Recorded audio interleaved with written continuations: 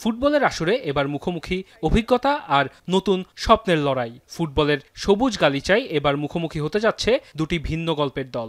AFC challenge কাপের বাছাই পর্বে ঘরের মাঠে বাংলাদেশের ক্লাব ফুটবলের অন্যতম সেরা নাম ঢাকা আবাহনী লিমিটেড। প্রতিপক্ষ কিরগিজস্তানের নবীন কিন্তু ধনী ক্লাব মুরস ইউনাইটেড, যাদের জন্ম মাত্র 2 বছর আগে। কিন্তু অর্থনৈতিক শক্তি আর খেলোয়াড়দের মান এবং অবকাঠামোয় ইতোমধ্যেই আঞ্চলিক ফুটবলে নিজেদের নাম প্রতিষ্ঠা করেছে তারা।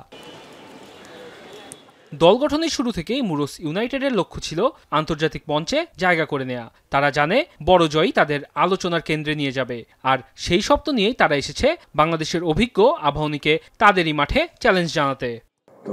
Тот момент, когда нужно показать нашим ребятам, на что они способны.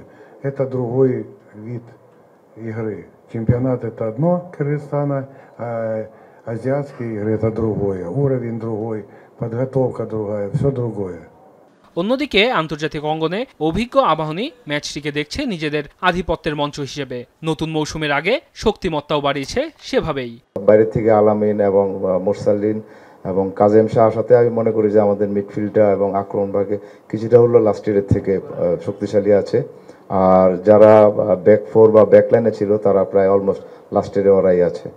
ঘরের মাঠের দর্শক, পরিচিত পরিবেশ আর দীর্ঘদিনের অভিজ্ঞতা সব মিলিয়ে 3 পয়েন্টের লক্ষ্য নিয়েই মাঠে নামতে চায় তারা। প্রতিপক্ষ কঠিন হলেও চ্যালেঞ্জ নিতে প্রস্তুত আকাশী নীলরা।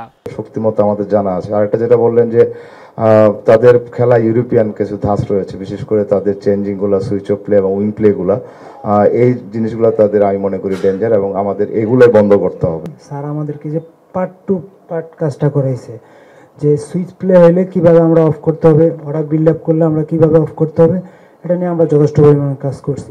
যদি স্যারের প্ল্যান অনুযায়ী আমরা পুরোটা দিতে পারি তাহলে ইনশাল্লাহ ওদেরকে আমরা ডিস্ট্রয় করতে পারবো।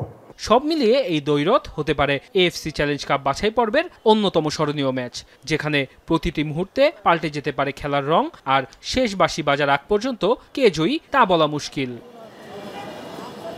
ওয়াসিউল হক পান্থ, এখন, ঢাকা।